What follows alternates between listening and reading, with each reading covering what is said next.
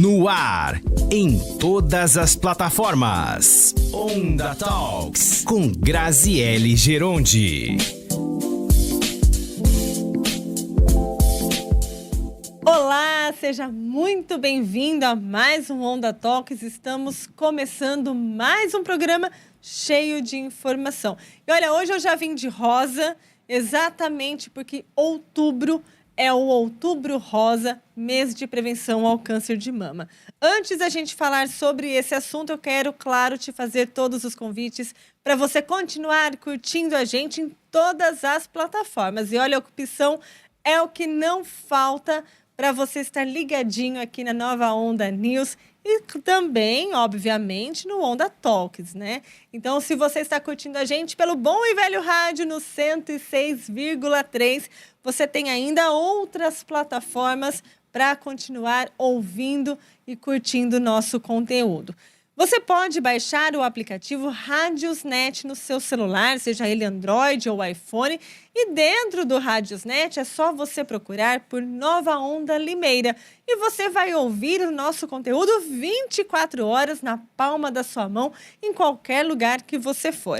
Também, se você tiver uma Alexa, você pode falar assim para ela: Alexa, tocar Nova Onda Limeira.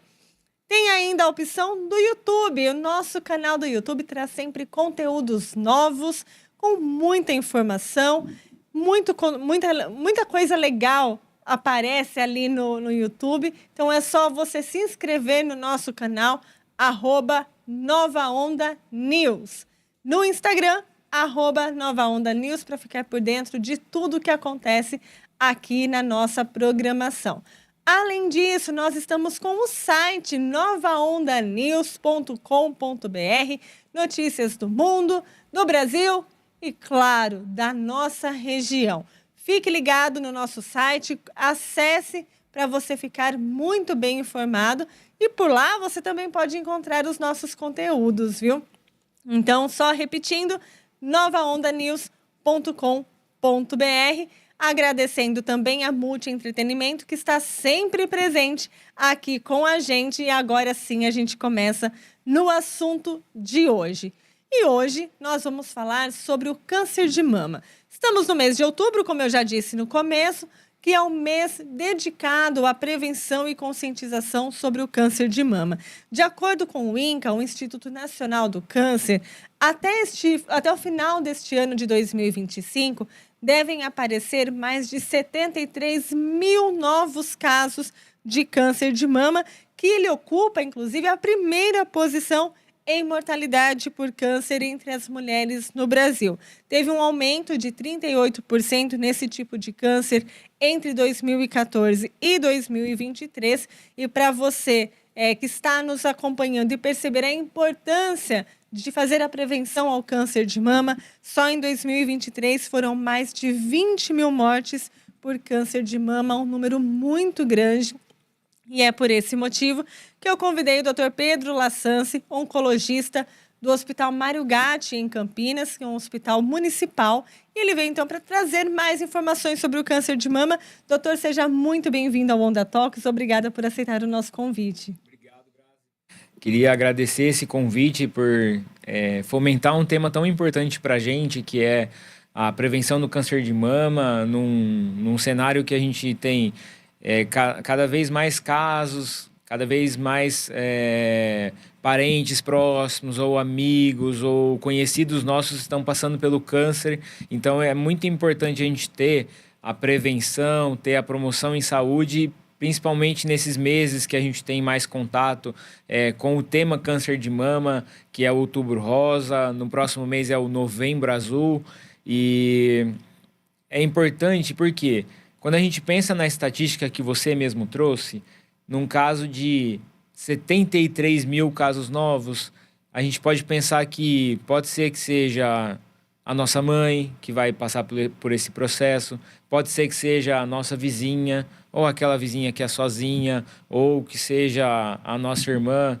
Então, a gente tem que estar ciente que cada vez mais vai ser frequente essa intercomunicação nossa, do médico, com os profissionais do audiovisual. Então, assim, a gente vai ter que trazer mais informações sobre o câncer para que a gente possa passar por esse processo de forma mais fácil.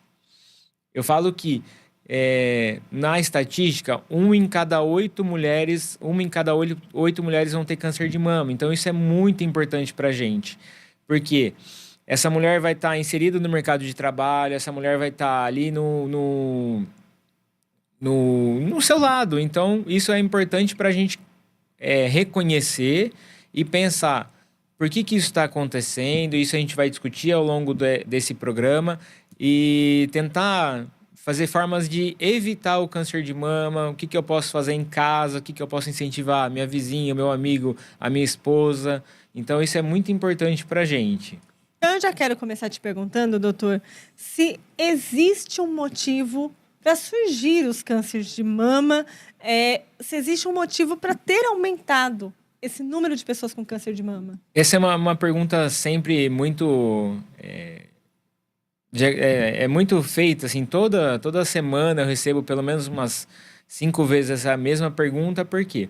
A gente tem tido mais métodos diagnósticos, ou seja, atualmente a recomendação do Ministério da Saúde especificamente para a mama, a mamografia é realizada dos 50 aos 74 anos, e a gente conseguiu agora, a partir de setembro desse ano, que ela seja realizada a partir dos 40 anos. Isso é muito bom porque a gente vai conseguir que essa mulher tenha um diagnóstico mais precoce, ou seja, que ela consiga ter um achado aí num câncer no estágio mais inicial, para que eu consigo, nesses casos, até 95% de chance da paciente ficar curada com tratamento convencional.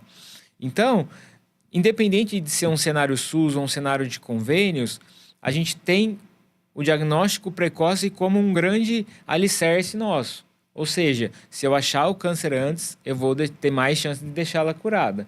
Quando eu penso por que tem surgido mais casos, porque eu tenho tido mais métodos diagnósticos, mais pessoas estão comentando sobre o assunto e mais a gente tem que levar em conta todos os fatores de risco do câncer. Por exemplo, um grande fator de risco que é evitável é o sedentarismo, por exemplo.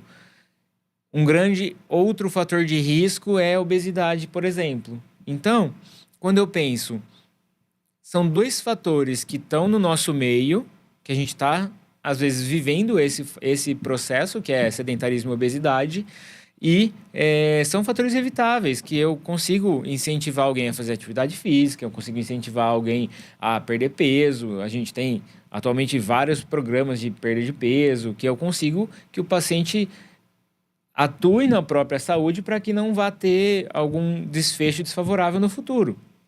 Ou seja, eu vou pensar, às vezes eu tenho casos em que o câncer é ligado à genética da mulher. Então, algumas mutações, principalmente dos genes do BRCA1 e BRCA2, é uma mutação genética que vai causar esse câncer na mama.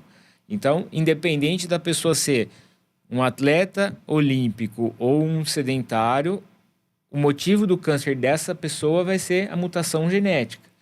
Geralmente ela vem nas pacientes com câncer mais jovem. Então é muito comum nas pacientes jovens a gente solicitar a mutação genética para avaliar se esse é o motivo que o câncer veio tão jovem. O senhor falou antes da gente falar mais sobre essas questões que influenciam o câncer de mama, o senhor falou sobre a idade da mamografia, que inclusive mudou recentemente o protocolo. Antes era a partir dos 50, agora é a partir dos 40. É necessário fazer essa mamografia com mais antecedência, doutor? Sim, essa é a importância do diagnóstico precoce. Então, a gente tem a recomendação oficial dos 50 aos 74 anos. E essas mamografias são realizadas bianuais, ou seja, a cada 2 anos, para as pacientes sem nenhum fator de risco, a cada 2 anos ela vai fazer por lei, certo? Nas pacientes abaixo dos 50, então a partir dos 40 anos, ela vai fazer a mamografia. Se não tiver alteração, ela não vai precisar fazer depois de 2 anos novamente. Aí, se a gente, olhando essa paciente, fez a mamografia aos 40 anos, não deu alteração, ela não precisa fazer aos 42, aos 44. Só vai entrar no rastreamento anual ou bianual a partir dos 50. Então, é mais para a gente ter, nas pacientes que têm um risco, eu não vou ficar brigando com o governo ou brigando no posto de saúde, por exemplo, para conseguir uma mamografia de uma paciente que tem alteração na mama. Então, era muito comum eu ter uma paciente, por exemplo, de 41 anos, com alteração no exame físico, e o governo falar, não, olha, eu não posso pagar a sua mamografia, não posso realizar a sua mamografia, porque você não tem 50 anos. Então, isso era uma coisa que atrasava muito o diagnóstico. Muitas vezes a paciente tinha, nas que não tem plano de saúde, tinha que pagar o exame, às vezes se endividar para pagar um exame que vai ter um diagnóstico que vai impactar na saúde da vida dela, da família e da vida toda dela. Então, isso é importante a gente ter o diagnóstico precoce para que eu consiga chegar nesses 95% de chance de cura. E aí, doutor, vamos agora voltar para as questões dos fatores de risco. O senhor estava falando da obesidade e do sedentarismo. A gente percebe uma alimentação cada vez mais inadequada da população, com muitos processados, até vida corrida acaba, né, atrapalhando essa alimentação. Isso prejudica, isso favorece o câncer de mama, doutor? Sim, com certeza. A gente tem como um fator de risco principal da parte alimentar os nitritos e nitratos. Eles estão contidos aonde? Principalmente nos embutidos, nos ultraprocessados, que a gente vai encontrar em qualquer esquina. Então, eles estão listados no risco de câncer do mesmo que o cigarro, por exemplo. Caramba. Mas a gente tem que lembrar que a gente não tem uma dieta só de ultraprocessados, por exemplo. A gente tem que levar em conta que o que mais vai ter nitritos e nitratos, por exemplo? Salame, mortadela.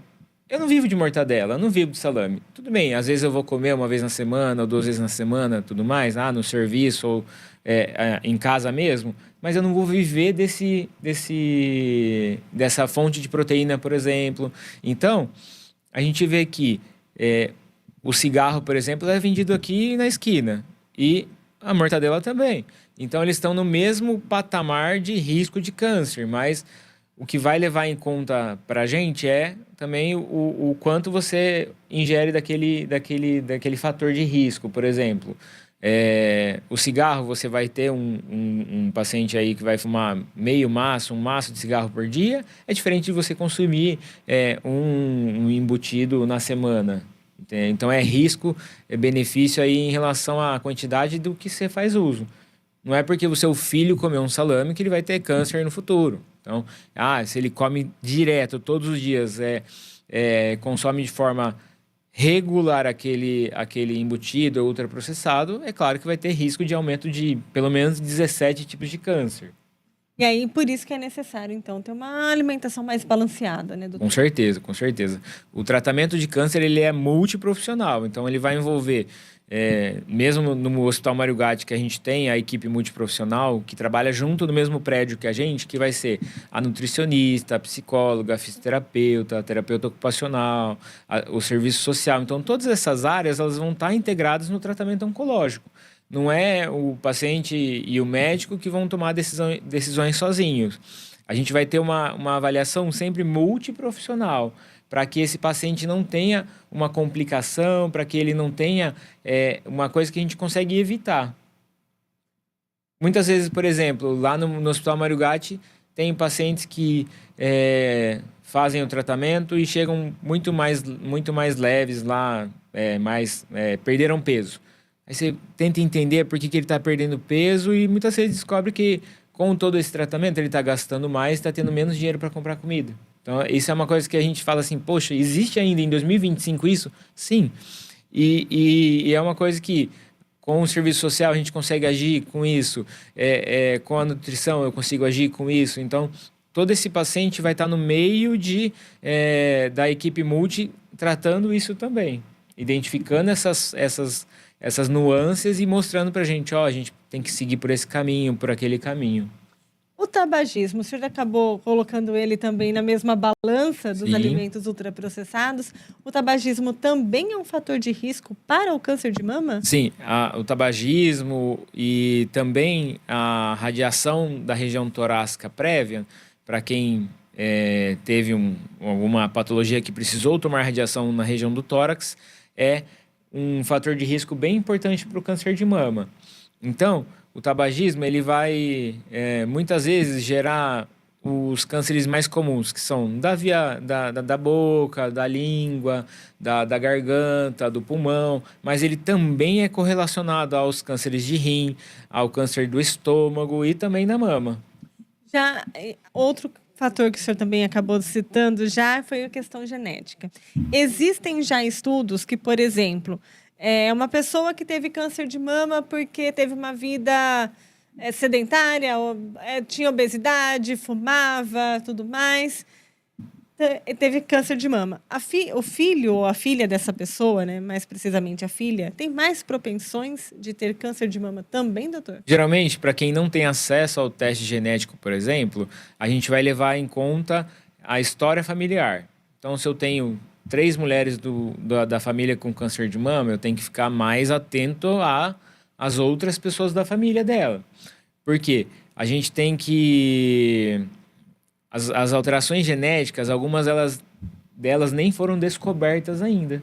Para eu falar assim, olha, às vezes você pega um caso clássico, uma paciente jovem, com uma família toda com câncer de mama, você testa vários genes e nenhum vem positivo. Então você fala, provavelmente ela tenha uma alteração genética, mas ela ainda não foi descoberta. Então, a avaliação genética e a história familiar vão ser sempre 2 norteadores do nosso tratamento e do nosso acompanhamento. Quando eu penso numa paciente que teve câncer aos 50 anos, com algum fator de risco ou nenhum, idealmente as filhas e os parentes de primeiro grau têm que começar o acompanhamento 10 anos antes. Então, essas pacientes vão ter, por indicação de mamografia e ultrassom da mama, anual, até a idade de 75 anos. Então, isso é para a gente prevenir e, às vezes, detectar lesões mais precoces. Doutora, a gente já falou aqui de alguns fatores de risco. Alteração genética, tabagismo, alimentação e sedentarismo. Tem mais algum fator que as mulheres devem observar que é um risco para o câncer de mama? O que a gente tem que levar em conta em relação aos fatores de risco é a exposição aos estrógenos. Então, o que seria isso? Exposição ao estrógeno é quanto tempo a mulher está exposta ao ciclo hormonal.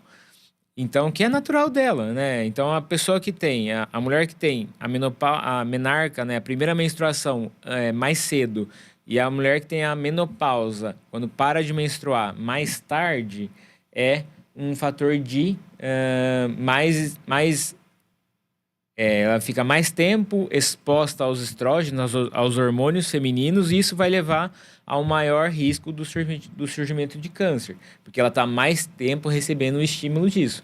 Então, uma menina que tem a menarca, a primeira menstruação aos 7 e vai ter a menopausa aos 55, ela vai estar todo esse período recebendo a ação dos hormônios. Ah, mas é porque eu tive menarca aos 12, eu tenho mais risco ou menos risco? Não, é isso que a gente vai ter que sempre pesar na balança.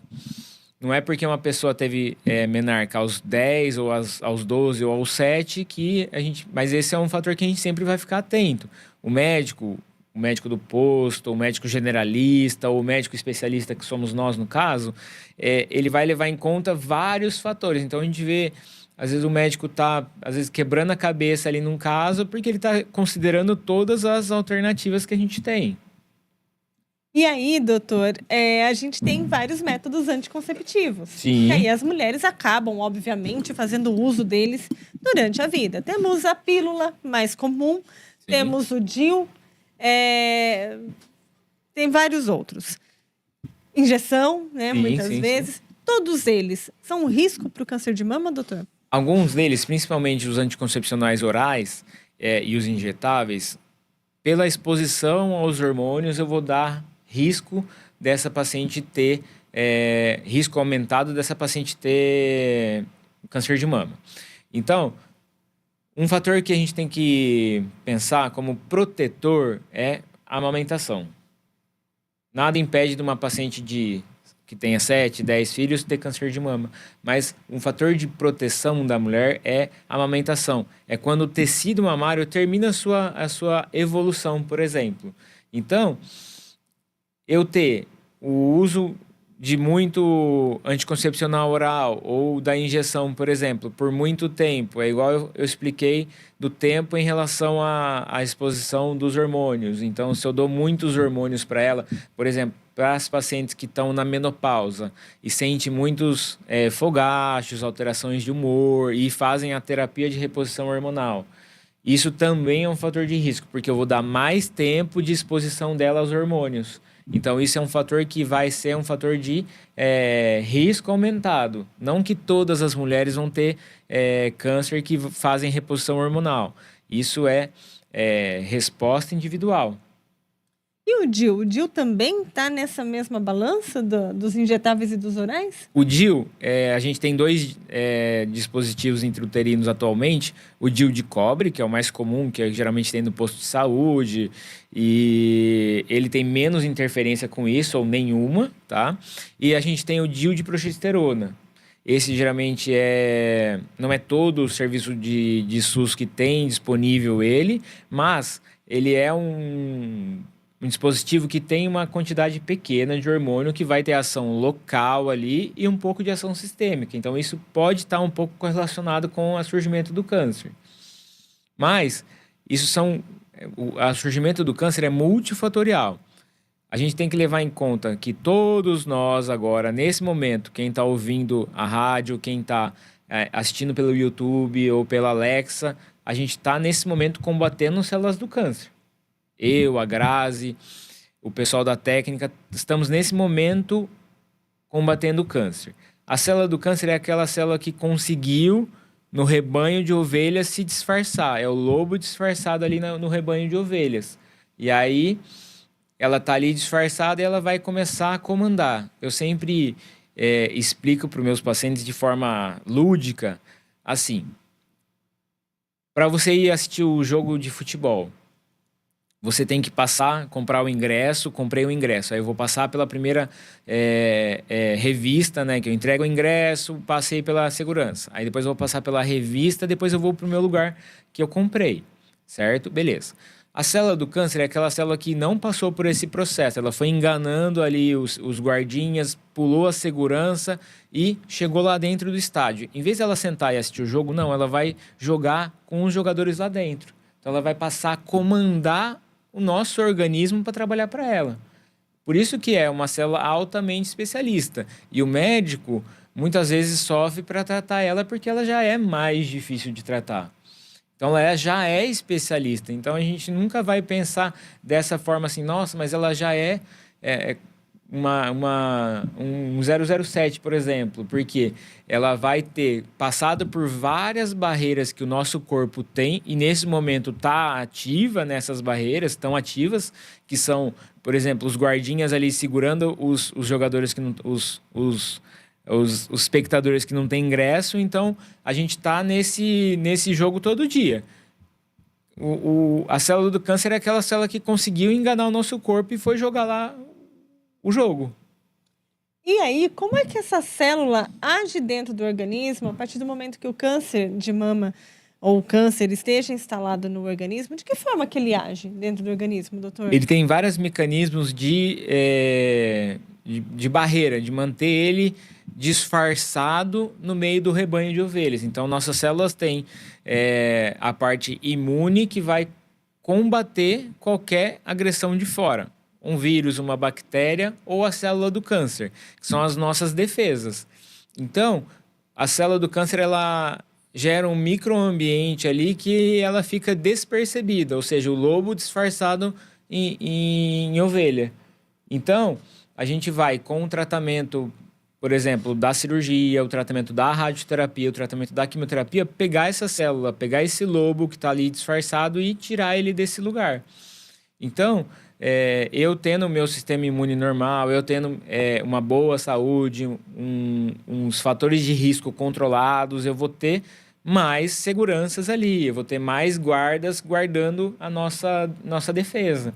Então, por isso que um dos fatores de maior proteção nosso é a atividade física, combater o sedentarismo, é uma boa alimentação, porque aí eu vou ter mais barreiras em volta do nosso corpo, para que eu não vá falecer de câncer, para que eu não vá ter um risco aumentado de câncer. Ô, doutor, e esse câncer, ele leva um tempo? Ele tem um tempo que ele costuma agir no organismo? Depende de organismo para organismo? Como é que funciona em relação a isso? É que o que mais é importante para a gente é, se eu pensar assim, se eu chegar na rodoviária e chamar assim, Pedro, uns 2 ou 3 pessoas vão chamar Pedro naquele meio.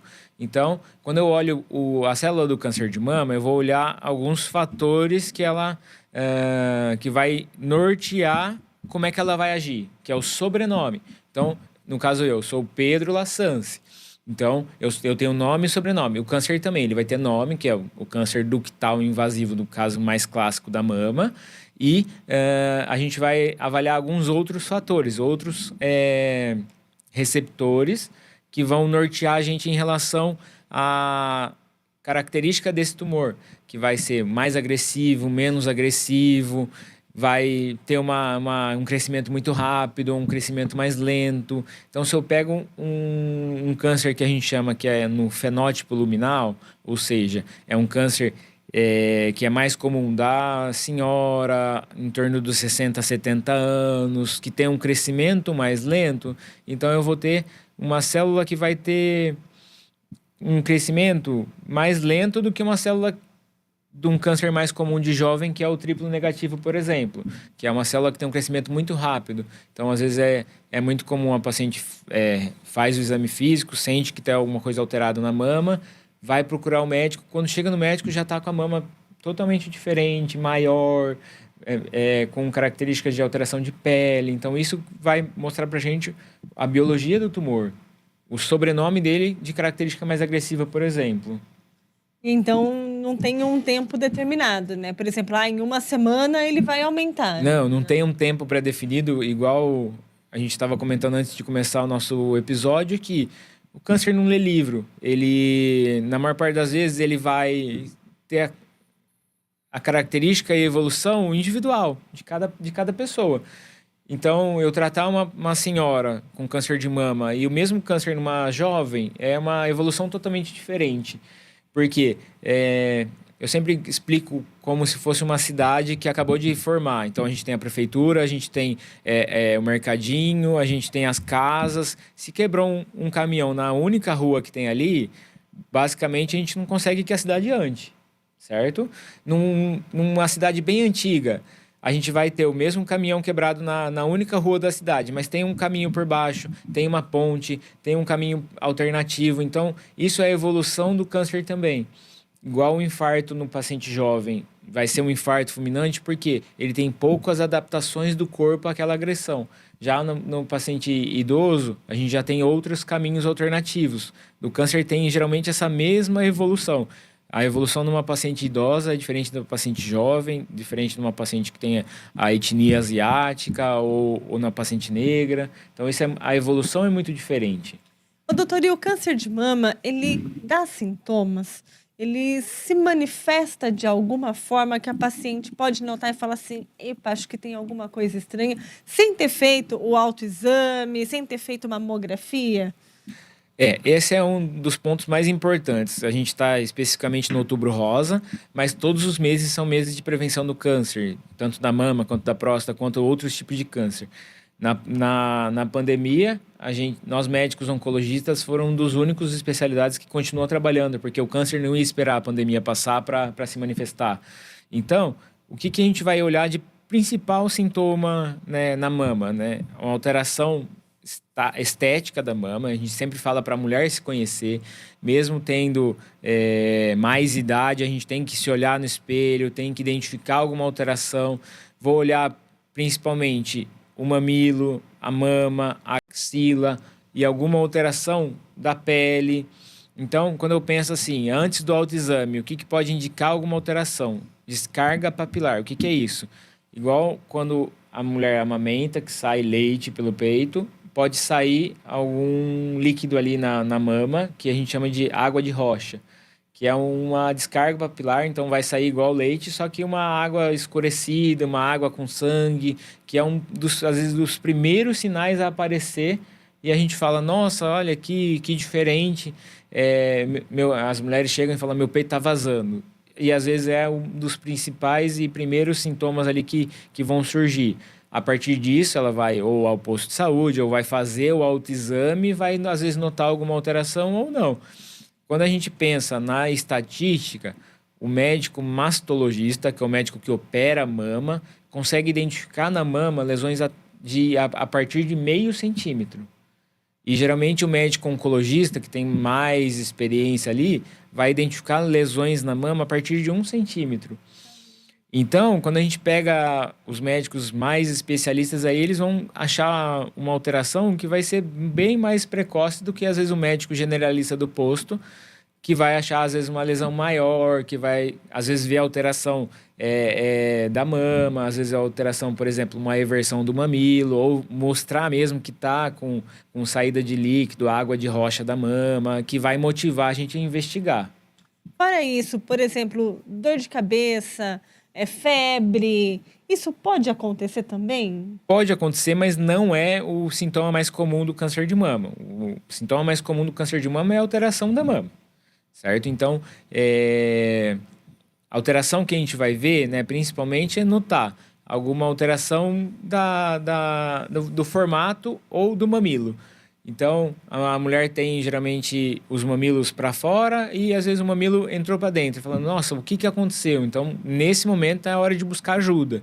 É a hora de acender uma luz ali na cabeça e falar, alguma coisa está errada. Por ser médico oncologista, eu sigo várias pessoas ali nas redes sociais que estão passando pelo processo do câncer. E com isso, a gente vê histórias diferentes de pessoas que estavam, por exemplo, se preparando para uma maratona, descobriram um câncer. Ou aquelas pessoas que não tinham, estavam viajando a trabalho e deu alguma alteração e falaram, nossa, olha, alguma coisa está alterada aqui. Então, são pessoas normais que estão seguindo a sua vida, estão trabalhando, estão seguindo o ramo de cuidar da casa, de ser mãe, que é um ramo super, super assim, difícil. A gente acha que ser dona de casa é trabalhar menos, no caso é trabalhar mais, porque às vezes eu fico de dona de casa também, cuidando da minha filha, cuidando da casa, e é bem mais difícil do que às vezes estar lá no meu trabalho. Então, às vezes achar alguma alteração da mama de forma mais precoce, então se conhecer o próprio corpo é importante para a gente conseguir diagnósticos mais precoces.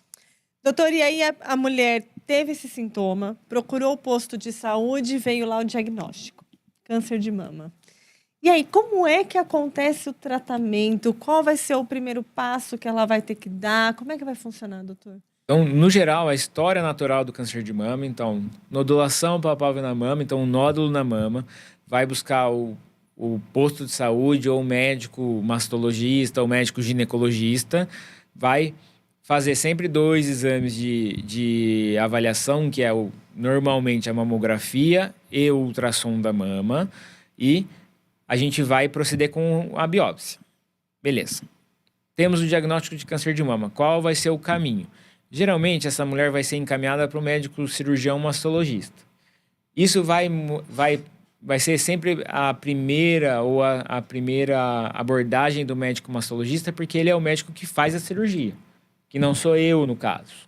Eu sou médico oncologista, que vai nortear o tratamento se precisa de quimioterapia, se precisa de mais algum outro tratamento, por exemplo. E aí, a partir do diagnóstico, ela vai passar com o médico especialista. Por lei, esse tempo para ela iniciar tratamento, ou cirurgia, ou quimioterapia, tem que ser 60 dias, tá? Então, a partir do momento do diagnóstico, até 60 dias. Às vezes é cumprido, às vezes não é cumprido, depende muito do estado que a paciente está. É muito diferente um tratamento que ela vai receber no sertão do que ela vai receber no sudeste, aqui na onde a gente está. Beleza. Tive o diagnóstico, vou para o mastologista. Aí a gente vai pensar qual o melhor caminho. Se o tumor estiver muito grande, a gente vai pensar sempre em fazer quimioterapia antes. Por quê? Quando eu pego, às vezes, uma panela muito suja, assim, então eu tenho que, às vezes, muito trabalho de lavar, até eu conseguir que ela fique bonitinha de novo. Mas se eu for tendo algumas formas de recuperar aquela panela de forma prévia à limpeza mesmo, eu consigo que, quando eu for limpar, ela vai estar mais fácil para mim. Ou seja, quando eu pego, o mastologista pega um tumor muito grande, ele vai sempre encaminhar para a gente para que eu reduza aquele tumor para que não precise de uma cirurgia muito grande. Por quê?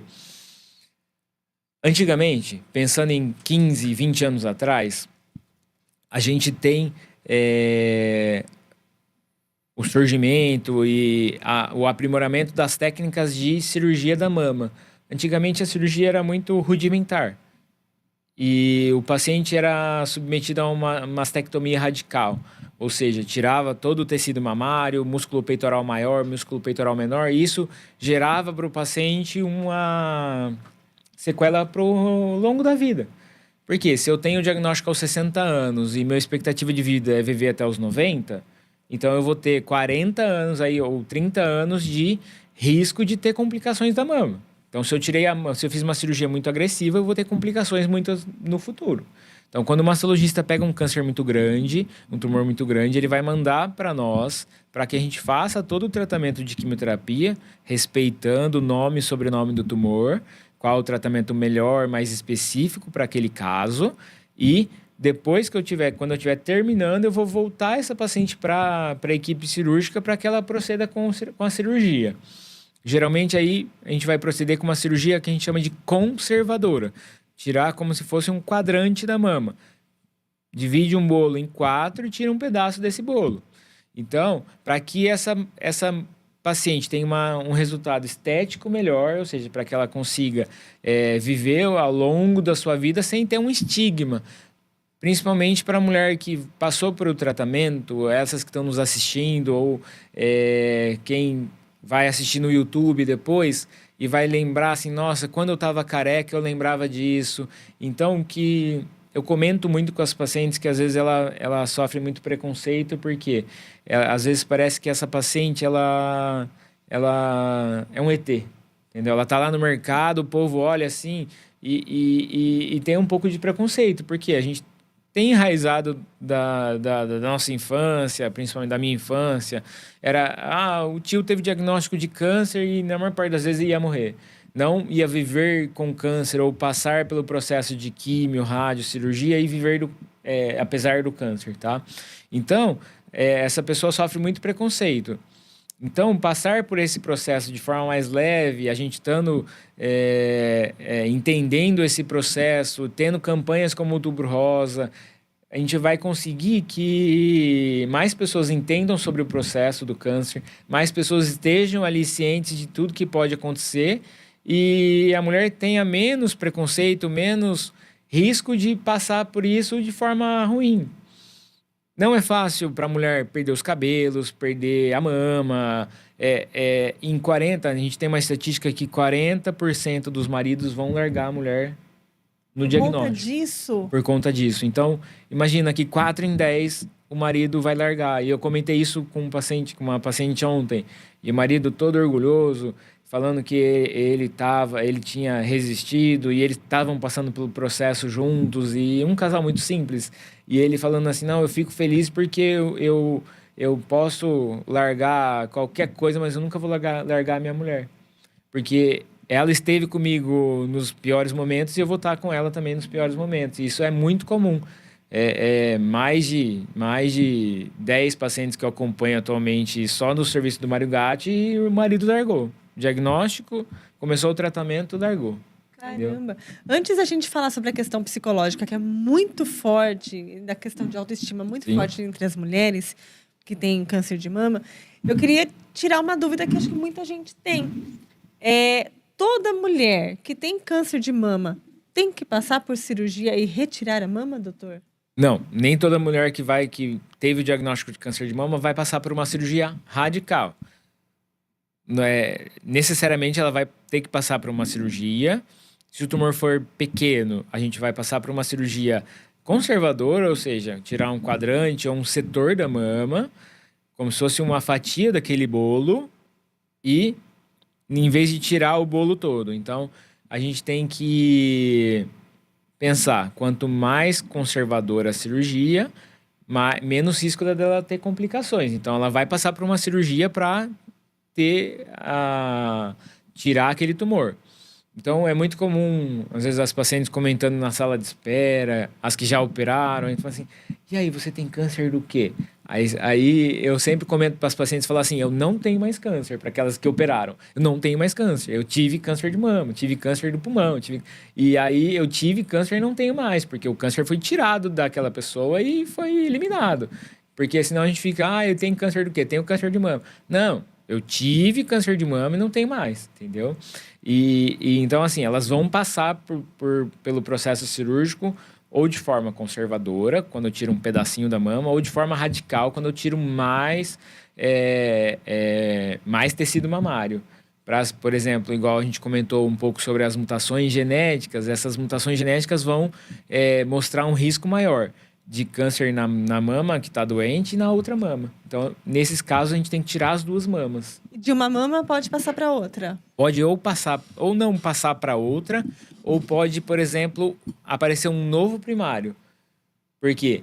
Nesses casos em que a gente tem um primário numa mama e depois um outro primário na outra, pode ser depois de muito tempo. Eu tenho uma paciente que ela teve uma recidiva na outra mama depois de 19 anos. Caramba! E ela ficou muito assim, porque ela queria saber se o tumor era o mesmo ou não.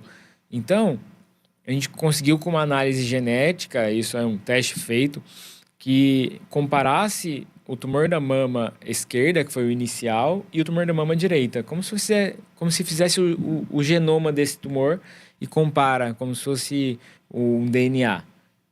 E deu 99% de chance de ser o mesmo tumor. Então, pode ser que uma célula tenha migrado para outra mama, ficado adormecida lá e por algum fator gerou esse crescimento tumoral. E todo o tratamento passa pela temida quimioterapia, doutor? Nem toda paciente vai passar pela quimioterapia. Muitas vezes, a paciente que já chega para a gente operada, a gente vai avaliar o nome e sobrenome desse tumor, e a gente vai olhar o tamanho dele, o comprometimento das ínguas debaixo do braço, e a gente vai colocar numa classificação, e na maior parte dos casos,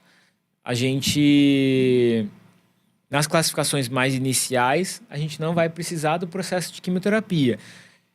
Por quê? A gente tem que levar em conta que a idade mais frequente de aparecer o câncer da mama é na paciente idosa.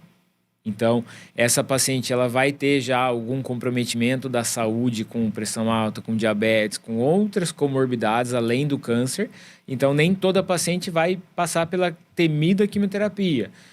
E, às vezes, as pacientes estão passando ali pelo processo de quimioterapia e, para tratamento de câncer de mama, algumas quimioterapias até nem cai o cabelo. Então, às vezes, você vai passar, nossa, olha, aquela vizinha está passando pelo processo de câncer de mama e não caiu o cabelo. Porque algumas quimioterapias, as mais antigas, elas conseguem que o paciente tenha boa efetividade contra o câncer e não cai o cabelo. Para as pacientes que não querem alopecia, que é o sintoma mais comum da quimioterapia. E a partir do câncer de mama, o câncer pode se espalhar para outros órgãos do corpo humano? Sim. O câncer de mama ele pode espalhar para qualquer órgão. Na história natural da doença, ele pode espalhar pro osso, pro pulmão, pro fígado e, por fim, o sistema nervoso central, o cérebro. Na história natural da doença, a partir do momento que ela tem o diagnóstico, ela vai passar por todo esse processo. E nós, oncologistas, geralmente acompanhamos essa paciente por 5 a 10 anos. Então, eu sempre falo para as pacientes que é um casamento. Que a gente vai viver um casamento ali. É casada, muitas vezes, no casamento original dela com o marido e vai estar lá seguindo com a gente de 3 meses, depois de 6 em 6 meses, mostrando que a gente vai estar junto ali para tentar diagnosticar a doença, se ela voltar ou se ela tiver risco de voltar, a gente diagnosticar de forma mais precoce e agir de forma mais precoce. Mas em relação à doença, ela pode ir para qualquer outro órgão. Mas tem cura, doutor? Essa é uma pergunta de, acho que, uns 10 milhões de dólares, né? Qual é o Nobel, qual é a pessoa que não quer levar o prêmio Nobel de Medicina para descobrir a cura do câncer? Com certeza. E a gente tem muitas histórias mirabolantes aí que a indústria já tem a cura do câncer e eles nos enganam que... Mas assim, a partir do momento que eu falo, olha, Grazi, eu sou o dono da bola, eu posso cobrar o preço que eu quiser. Então, se eu tenho a cura, eu posso cobrar 6 milhões por tratamento. Então, a gente tem, né, o Outubro Rosa, ele é mês da prevenção do câncer de mama, mas também a gente tem que levar em conta outro câncer, que é o colo do útero. E a gente tem uma vacina, a gente fala assim, eu vi que na Rússia tem uma vacina do câncer, eu vi que em Israel tem uma vacina do câncer, aqui no Brasil também tem uma vacina do câncer, que é a vacina do HPV, que a gente tem que dar para os adolescentes e tanto homem quanto mulher, até os 14 anos, e conforme a gente consegue uma boa vacinação, eu consigo que o paciente não tenha câncer de colo do útero, que isso é um grande ponto para a gente. Então, a pergunta da cura é uma pergunta que é muito obscura, principalmente para o médico que está ali. Eu tenho bastante pacientes com câncer em tratamento e tive uma paciente que a doença veio depois de muito tempo, depois de 26 anos, ou seja... essa paciente teve câncer, tratou lá em 1998 e o câncer veio aparecendo em 2022, se não me engano, ou 24. Então, depois desse tempo todo, ele veio aparecer de novo. Então, assim, para essa paciente, ela provavelmente viveu um tempo ali curada e o câncer veio aparecer de novo depois de 26 anos. Então, eu dificilmente... Como médico, eu falo para o paciente assim, olha, você está curado. Eu falo, agora está tudo controlado e a gente vai acompanhar. O que eu posso fazer para colocar tijolinhos seguros na nossa fortaleza que eu estou construindo para o futuro? Eu me exercitar, eu não ser sedentário, eu ter uma boa alimentação, eu evitar os fatores de risco, por exemplo, tabagismo, etilismo. Então... eu tendo uma base forte lá no futuro, tendo uma boa casinha, na hora que vier uma tempestade, eu não vou ceder. Entendeu? Então, eu sempre falo que a gente tem que botar na balança o equilíbrio. Não viver só de planta, não viver só de droga. Então, a gente tem que ter um equilíbrio, tá? Não estou falando para paciente assim, olha, uma das grandes fake news é que o açúcar causa câncer. E às vezes eu vejo lá no ambulatório, a gente tem pacientes acima do peso, com baixo peso, tem paciente que não tem acesso a quase nenhuma alimentação em casa, e tem paciente que tem acesso a tudo, e elas estão sujeitas ao risco do câncer da mesma forma. Então, combater as fake news também é uma coisa que a gente vai ter e ter que brigar por isso, porque cada hora vem uma fake news nova, uma história nova, uma conversa de comadre nova, que a gente vai ouvir pelos corredores e falar assim, meu Deus, se eu ficar replicando aquilo lá, vai ser cada vez mais frequente. Então, deixa eu aproveitar e já te perguntar de alguns mitos ou verdades que a gente escuta aí pelas redes sociais e internet.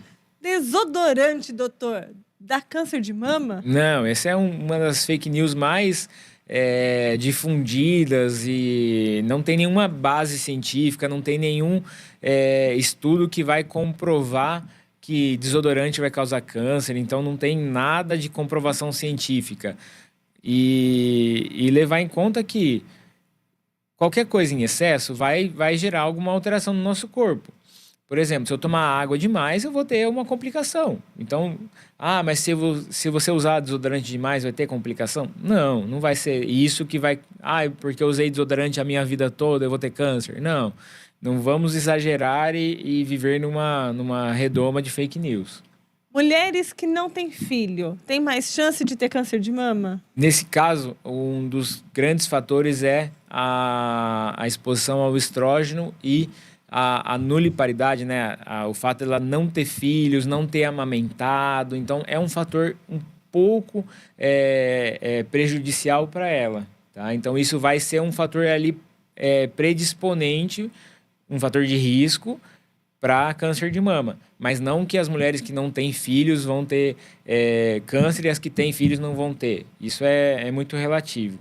No mesmo sentido, doutor, mães que amamentam têm mais chance de ter câncer de mama? Eu tenho atualmente uma paciente tratando no ambulatório do Mário Gatti que ela tem 10 filhos e teve um câncer de mama aos 55, entendeu? Então, assim, a amamentação é um fator protetor, sim, mas a gente tem que levar em conta todo o cenário extra, que é a genética, que é os fatores de risco, evitáveis e não evitáveis, que é a história familiar, que é o meio que ela está inserida. Então, tudo isso vai ser um predominante mais importante do que esse que a gente tem comentado.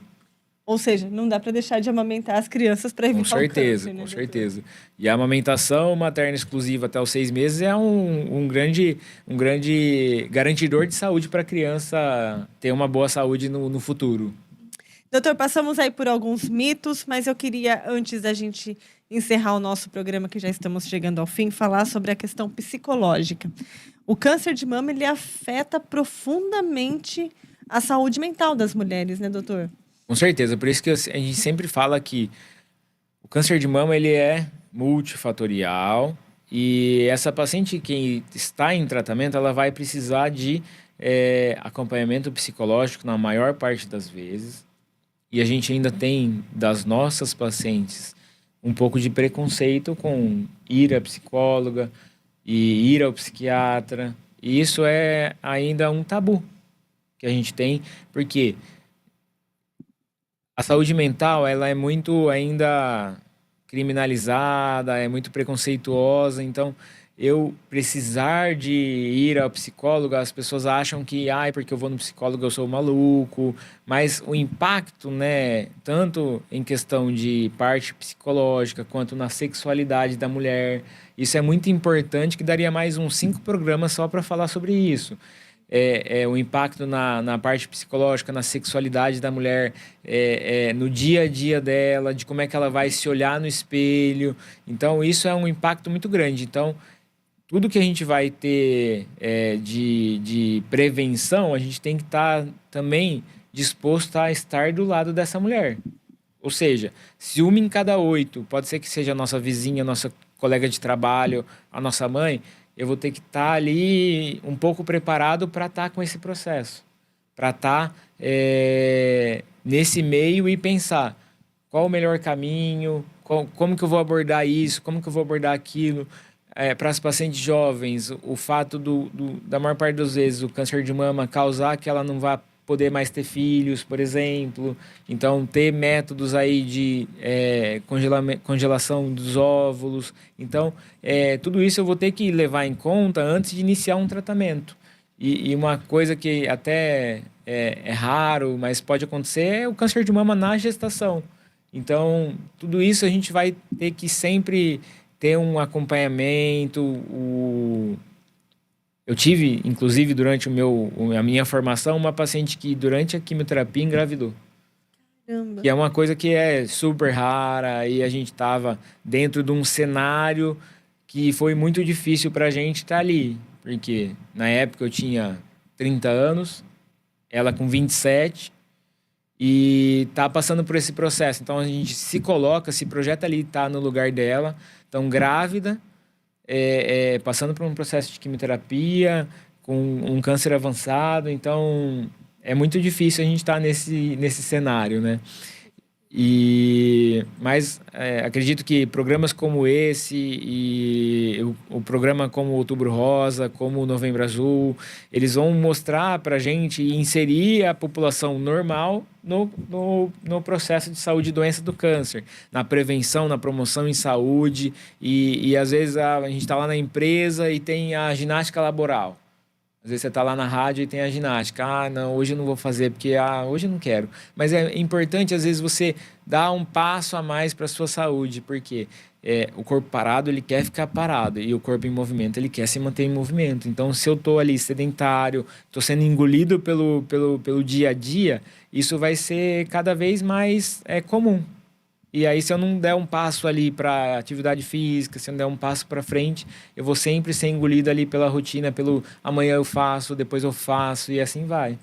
E como que a gente pode apoiar essa mulher, doutor, que está com câncer de mama? Eu até cheguei a ver um post do senhor no Instagram falando de coisas que as pessoas falam para quem está com câncer e que machuca sem a pessoa às vezes ter essa noção. Como que a gente pode apoiar essa mulher, doutor? Isso é um fato muito interessante, muito importante para a gente, porque todo mundo quer contar e conversar sobre o câncer. A partir do momento que chega lá uma pessoa sem cabelo, a pessoa já começa a ficar nervosa porque ela quer contar que a vizinha teve câncer e morreu. É muito difícil para o paciente que está ali passando pelo processo de saúde e doença, passando pelo processo do câncer, saber que o vizinho dele morreu, que o vizinho do amigo morreu, e às vezes fala, é o mesmo câncer que você e morreu. Então isso é muito difícil. Então eu estar ali respeitando o espaço daquela paciente, sabendo que ela tem sonhos, ela tem medos, ela tem receios e muitas vezes ela nunca vai se enxergar no espelho da mesma forma que ela se enxergava antes. É igual a mulher quando ela está no puerpério, no momento pós-parto. É aquele momento que ela está se conhecendo de novo, saindo de ser uma mulher para ser uma mãe.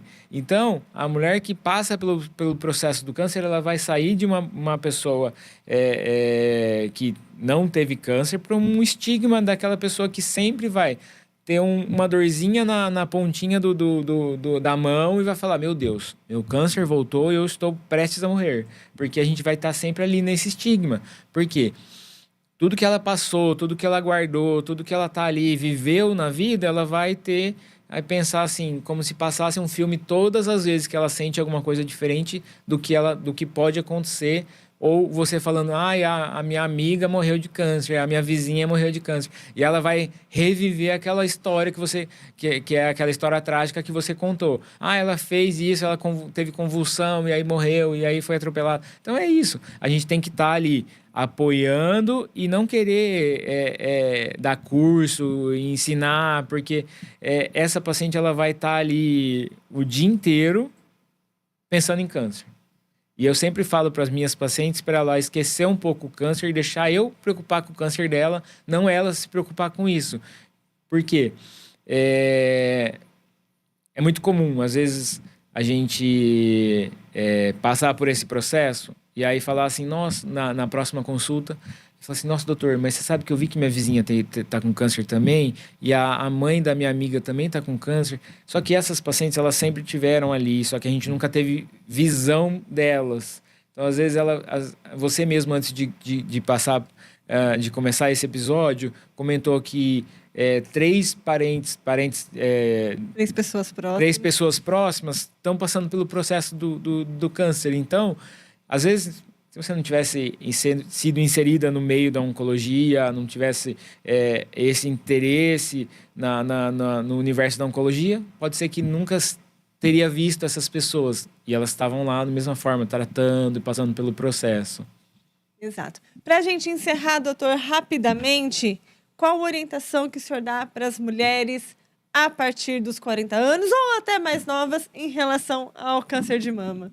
Então, a orientação principal é fazer o autoexame, não sendo o único exame que a gente vai fazer. Qualquer alteração que eu tenha no autoexame, eu vou precisar buscar o médico, ou o médico do posto, ou o médico generalista, ou o médico mastologista, e evitar os fatores de risco que vão causar o câncer, por exemplo, tabagismo, sedentarismo, etilismo, e levar em conta que pode ser que seja a nossa vizinha, pode ser que seja a nossa mãe, pode ser que seja a nossa melhor amiga de infância que vai passar pelo processo. E eu tenho que estar ali junto com ela para que eu consiga que ela passe por esse processo de forma mais tranquila. Não coloque uma responsabilidade muito grande nessa mulher, que vai estar passando por um processo muito difícil. Então, informação vai salvar vidas. Então, essas campanhas, essas reportagens, assim como a Grazi tem feito, está sendo muito efetivo no combate às fake news, na prevenção e na promoção em saúde. Doutor, mais uma vez, muito obrigada por ter aceito o nosso convite, ter trazido tantas informações a respeito do câncer de mama, que é importante a gente conscientizar e levar a prevenção para você. E para você que ficou até o final, muito obrigada pela sua companhia. Semana que vem eu estou de volta com mais Onda Talks. Até lá!